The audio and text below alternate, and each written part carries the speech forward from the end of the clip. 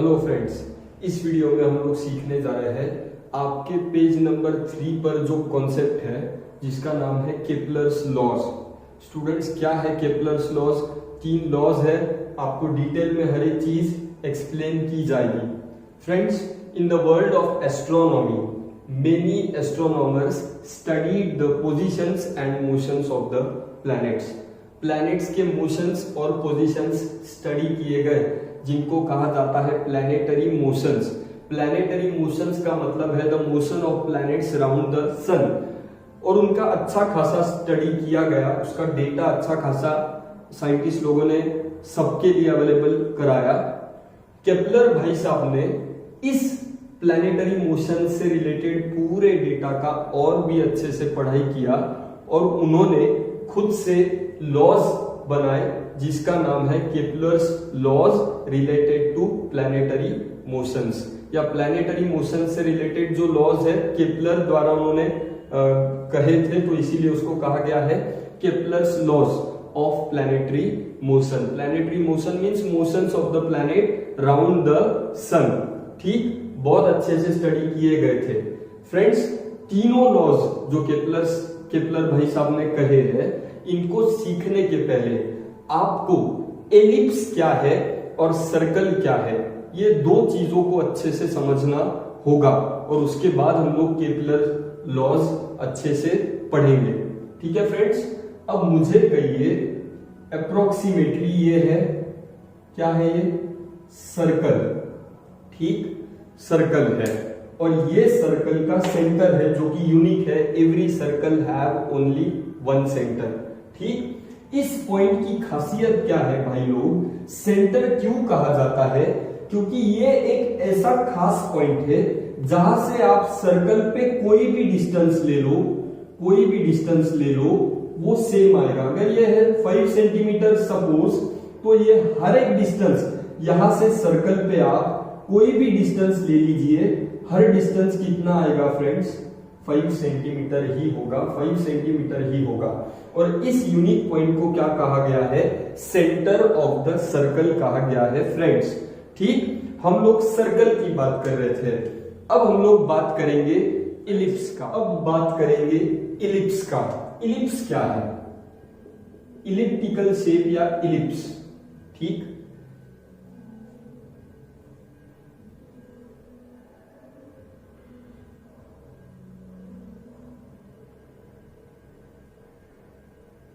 Friends, approximate shape है, please adjust कर लीजिए। एग शेप स्ट्रक्चर को, एग शेप, अंडे के शेप को इलिप्स कहा जाता है या इलिप्टिकल शेप कहा जाता है फ्रेंड्स। ठीक, अब सर्कल को जैसे सेंटर ऑफ द सर्कल, ये एक खास पॉइंट सर्कल में प्रेजेंट है। सेंटर क्यों कहते हैं? कि वो ऐसा पॉइंट है जहां से सर्कल के सरफेस पे का कोई भी पॉइंट ले लीजिए, सेम डिस्टेंस पे आपको मिलेगा।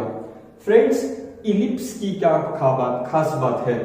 इलिप्स में सेंटर नहीं होता है फ्रेंड्स। इलिप्स क्योंकि एक इम्प्रॉपर शेप है, सर्कल नहीं है, इलिप्स एग शेप्ड स्ट्रक्चर है, एंड देयरफॉर उसमें कोई सेंटर नहीं है। लेकिन इलिप्स में दो खास पॉइंट प्रेजेंट होते हैं। इलिप्स में दो खास पॉइंट्स प्रेजेंट होते हैं, एक होता है F1 एंड एक होता है F2। एक होता है F1 एंड एक होता है F2। इनको कहा जाता है focal points of the ellipse. F1 is the first focal point and F2 is the second focal point of the ellipse. ठीक, अब आपके मन में सवाल है, सर जैसे सर्कल के सेंटर से सारे पॉइंट्स सेम डिस्टेंस पे होते हैं, तो इलिप्स के बारे में जो फोकल पॉइंट्स की हमने बात करी है, इनके बारे में कौन सी खास बात आप हमको कह सकते हो?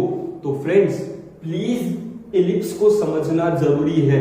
इलिप्टिकल शेप यानी एग शेप्ड स्ट्रक्चर, इसमें दो फोकल पॉइंट्स होते हैं, फोकाई होते हैं, F1 एंड F2। ठीक, अब खास बात क्या है फ्रेंड्स? सपोज मैंने यहां पर पॉइंट लिया है J, और यहां पर मैंने पॉइंट लिया है W। ठीक है फ्रेंड्स, यहां पर मैंने लिया है J, यहां पर मैंने लिया है W। रैंडमली आप कोई भी पॉइंट कहीं पर भी ले सकते हो इलिप्स में। ठीक, लेकिन ये दो फोकल पॉइंट्स जो है इनसे रिलेटेड खास बात क्या है, इनका सिग्निफिकेंस क्या है, इसको आपको समझना जरूरी है फ्रेंड्स। अगर W से लेकर F1 तक का डिस्टेंस मैं कैलकुलेट करूं, ठीक, और W से लेकर F2 तक का डिस्टेंस मैं कैलकुलेट करूं,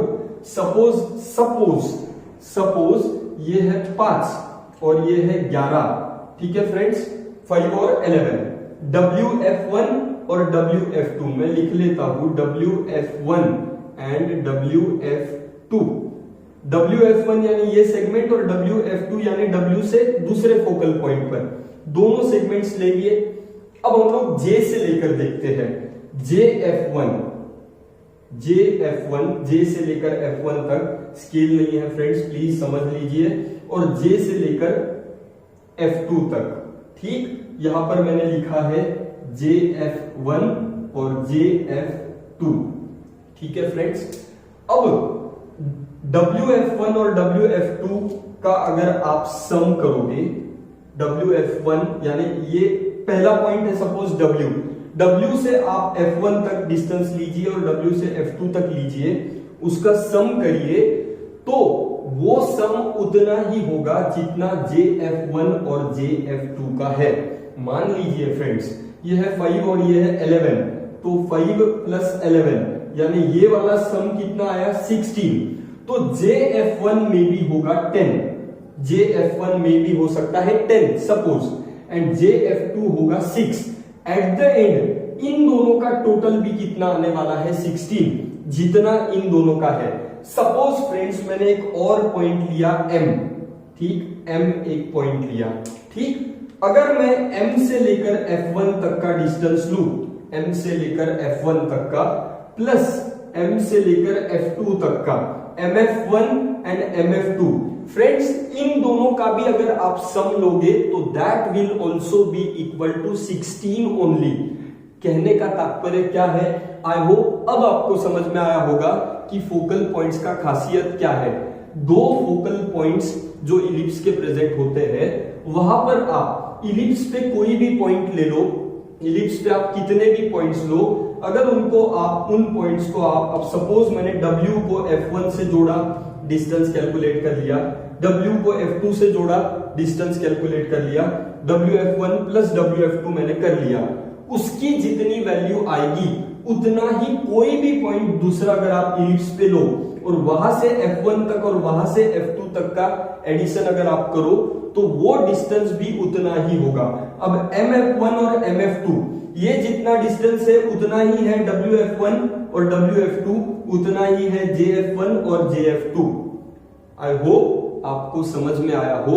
और ये पॉसिबल क्यों हो रहा है फ्रेंड्स, इनका सम क्यों सेम आ रहा है, because of the two special points F1 and F2 which are called as the focal points of ellipse or foci। Suppose आप Z ले लो, Z से लेकर F1 तक और Z से लेकर F2 तक के दोनों डिस्टेंसेस आपने मेजर करे तो वो भी उन दोनों का सम ZF1 एंड ZF2 का भी सम उतना ही आएगा जितना WF1 और WF2 का है, ZF1 और ZF2 का है, सॉरी JF1 और JF2, MF1 और MF2 का जितना सम है सभी का सम उतना ही आएगा। और ये इक्वल आने के पीछे कौन से दो खास पॉइंट प्रेजेंट है फ्रेंड्स, वो है आपके दो focal points F1 and F2। This is possible only because of the two focal points of ellipse which are F1 and F2, individually they are called as foci। ये पहला foci है, ये दूसरा फोकाई है। तो फ्रेंड्स आई होप आपको circle और ellipse में का क्या डिफरेंस है ये बेसिकली समझ में आया होगा। अब हम स्टार्ट करेंगे या स्टडी करेंगे Kepler's laws of planetary motion, ठीक। आई होप ये आपको बढ़िया तरीके से समझ में आया हो। हेलो फ्रेंड्स, अब बात करने जा रहे हैं केपलर्स फर्स्ट लॉ की। बहुत बढ़िया है, बहुत सिंपल है, बहुत आसान है, ठीक। जो फिगर निकाल रहा हूं उसको ध्यान से देखिए।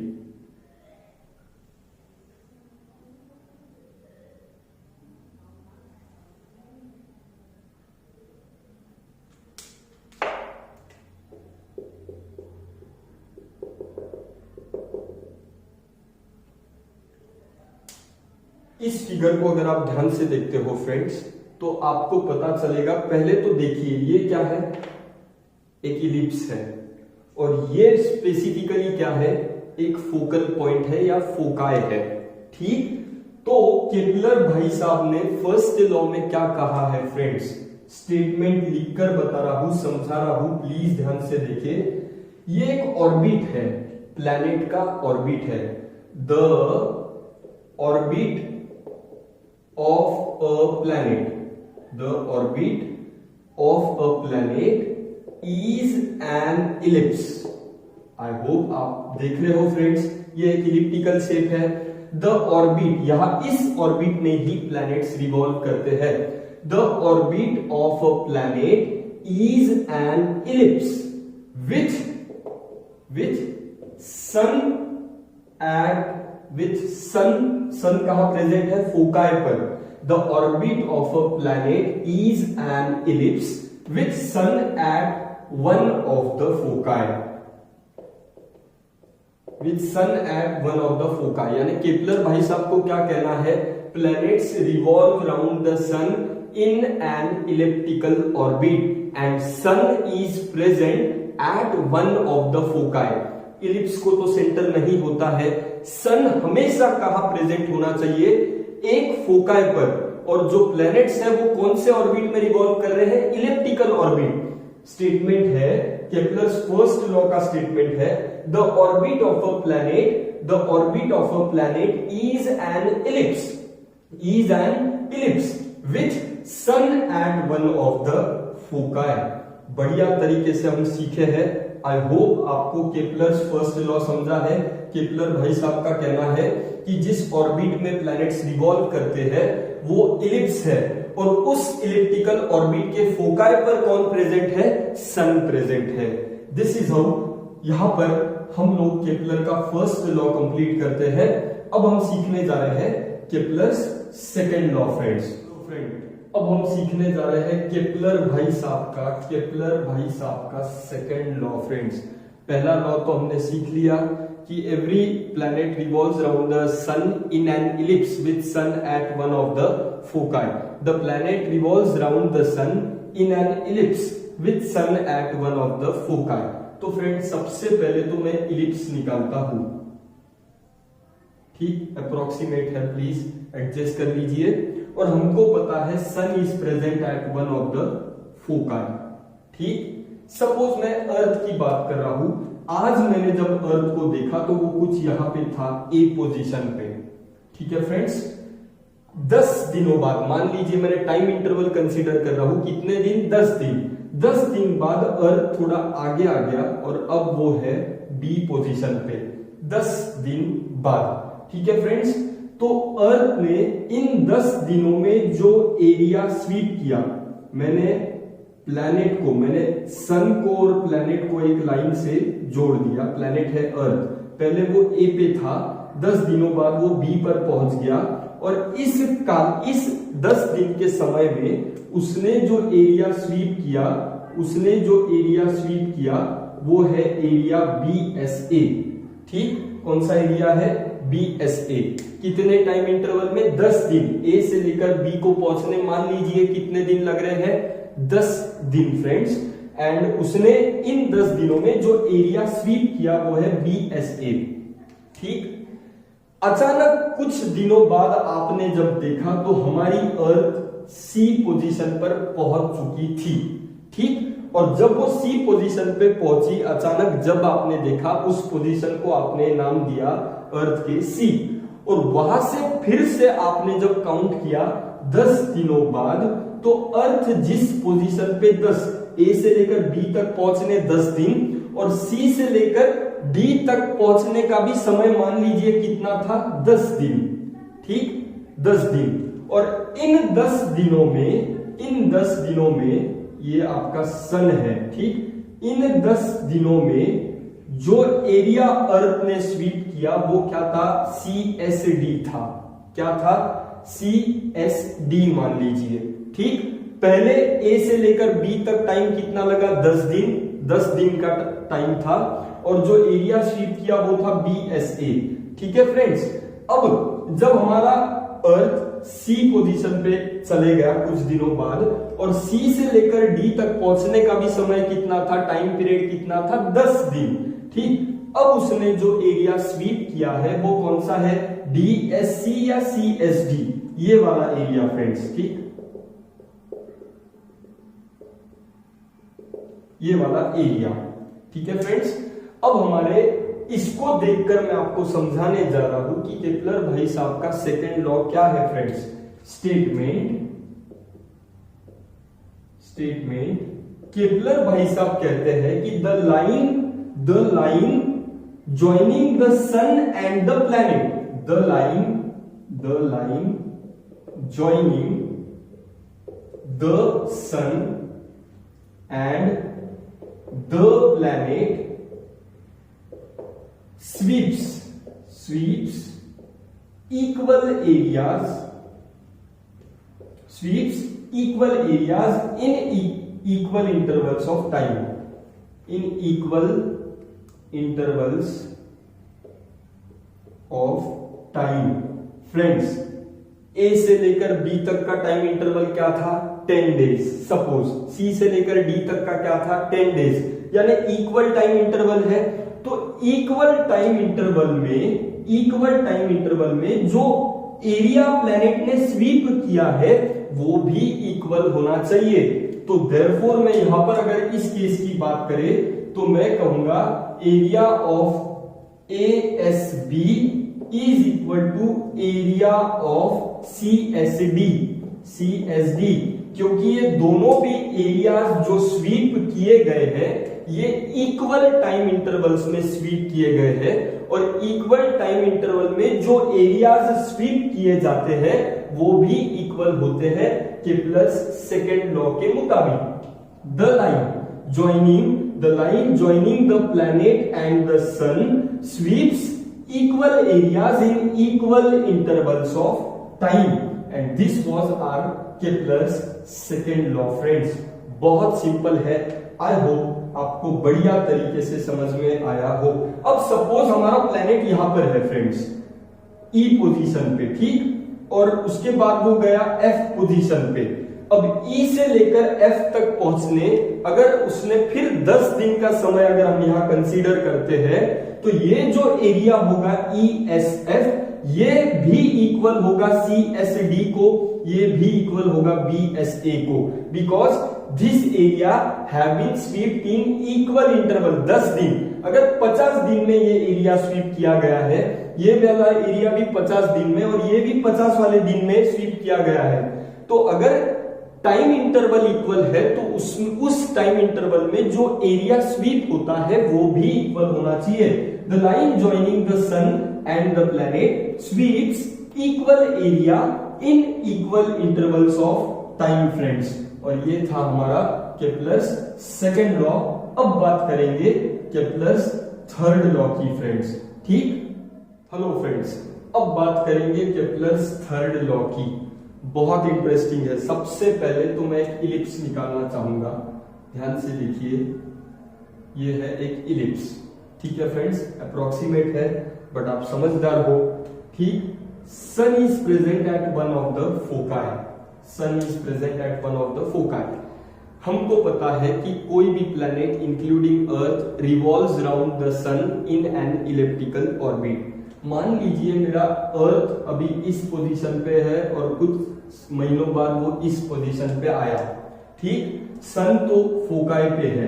ठीक, तो ये वाला अंतर और ये वाला अंतर अगर आप देखें तो ए पोजीशन पे अर्थ सन के नजदीक है फ्रेंड्स, लेकिन बी पोजीशन पे देखे तो अर्थ सन से दूर चली गई है। ठीक, ऑर्बिट का देखिए, इस ऑर्बिट में ए वाला पोजीशन सन से नजदीक है लेकिन बी वाला सन से दूर है, और मेरा जो प्लैनेट है अर्थ वो तो पूरा ऑर्बिट रिवॉल्व करता है। ठीक, तो अगर आपने मुझसे पूछा कि सर हमारा जो प्लैनेट है अर्थ उसका सन से जो डिस्टेंस है वो कितना है, बेटा ये डिस्टेंस अगर आपको प्लैनेट का सन से जो डिस्टेंस है उसको अगर कैलकुलेट करना है तो you have to calculate the mean of all the distances. तो देयरफॉर मैं कहूंगा इन दोनों के बीच के डिस्टेंस को थोड़ी देर के लिए मानिए क्या कहेंगे, आर। तो r क्या है friends? r is the mean यानी average distance of any planet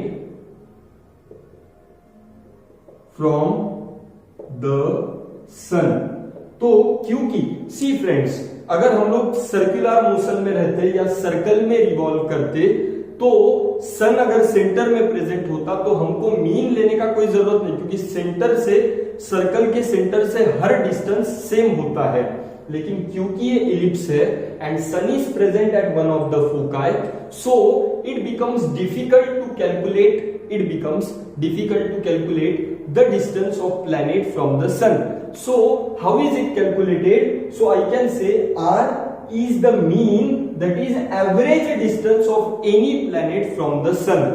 अगर आपसे कोई भी पूछे कि कोई भी प्लैनेट का सन से कितना डिस्टेंस है तो आप कहोगे कैसे निकालेंगे? तो आप कहोगे suppose r is the mean distance, r is the mean या average distance of any planet from the sun. As they revolve in an elliptical orbit, there is no any fixed distance. So how do we calculate the distance of the planet from the sun? By taking the mean of the distances. So r is the mean distance of any planet from the sun. तो r क्या है ये आपको समझ गया friends. अब बात करेंगे t का। t क्या है? सपोज t को पहले लिख देता हूं, t is the period of revolution, of a planet round the sun. ठीक।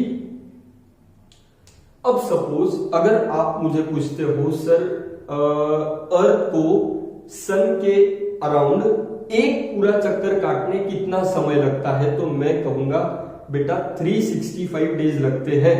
365 डेज होना अप्रोक्सीमेटली, इसका मतलब अर्थ ने सन के अराउंड एक पूरा चक्कर काट लिया है। तो बेटा किसी भी प्लेनेट को सन के अराउंड, किसी भी प्लेनेट को सन के अराउंड एक पूरा चक्कर काटने जो समय लगता है उसको कहा जाता है period of revolution. T is denoted as the period of revolution of a planet around the sun. For example, for Earth, period of revolution यानी the time required by the Earth to complete one rotation round the Earth is called as the period of revolution, that is T. For Earth, it is approximately 365 days. तो आई hope आपको r क्या है? Mean distance of the planet from the sun. t क्या है? Period of revolution of any planet around the sun. ठीक। अब Kepler भाई साहब का थर्ड लॉ क्या है? बहुत सिंपल है friends, T square directly proportional to R cube. क्या है सर ये? बेटा इसको देखकर ही मैं स्टेटमेंट बनाने जा रहा हूं। स्टेटमेंट कुछ यू है, the square of period, T यानी period, the square of period of revolution, the square of period of revolution of any planet, the square of period of revolution of any planet around the sun. क्या लिखा friends? The square of period of revolution of any planet round the sun is इस symbol का मतलब है is directly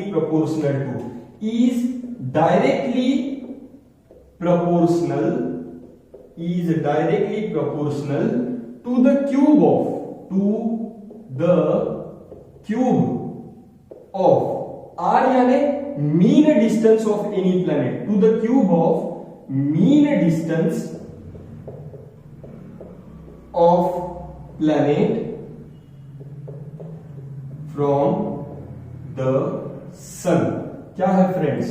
the square of period of revolution of any planet round the sun is directly proportional to the cube of mean of any mean distance of the planet from the sun. कहना चाहूंगा friends कि period of revolution का square is directly proportional to the cube of mean distance of the planet from the sun. The square, third law Kepler का क्या कहता है friends, इसको देखकर ही आपको समझना है. The square of period of revolution of any planet round the sun is directly proportional to the cube of mean distance of the planet, r यानी mean distance of the planet from the sun, t यानी period of revolution of the planet around the sun. तो square of period of revolution of the planet around the sun is directly proportional to the cube of mean distance of the planet from the sun, which is nothing but the square of period of revolution of any planet round the sun is directly proportional to the cube of mean distance of the planet from the sun. ठीक, t square directly proportional to r cube. Mathematics में अगर आपको ये symbol निकालना है तो आपको एक कांस्टेंट से मल्टीप्लाई करना होता है. t square is equal to, ये निकाल दिया, k यानी constant into r cube. k is constant friends. ठीक, k इज द कांस्टेंट. ठीक, और इसको आप कैसे रीअरेंज करके लिखोगे कि t square upon r cube, multiply में है तो डिवीजन में आया, t square upon r cube is equal to k. ये है आपकी केपलर का थर्ड लॉ फ्रेंड्स. बहुत थर्ड लॉ यानी क्या, t square directly proportional to r cube. t है period of revolution of planet, r है mean distance of planet. The square of period of revolution of planet from the sun is directly proportional to the cube of mean distance of planet from the sun is nothing but Kepler's third law. ये पूरा explanation friends आपके सामने है. आई hope आपको बढ़िया तरीके से ये सब समझ में आया होगा. केपलर भाई साहब ने ये तीनों लॉज कैसे दिए, by the observations of the positions and motion of the planet around the sun. इनका स्टडी करके केपलर भाई साहब ने ये तीन लॉज दिए. बट किसी ने पूछा कि भाई साहब आपने जो ये तीन लॉज दिए ये प्लैनेट्स क्यों ओबे करते हैं, तो केपलर भाई साहब had no any explanation why do the planets obey these laws. ठीक है फ्रेंड्स, बहुत मेहनत से हम लोग आपके लिए कंसेप्ट्स प्लान करते हैं, बनाते हैं, वीडियोस बनाते हैं. आपसे रिक्वेस्ट है कि आपको अगर वो पसंद आते हैं तो प्लीज उनको लाइक करिए, सारे दोस्तों को, रिलेटिव्स को ये सारे वीडियोस शेयर करिए.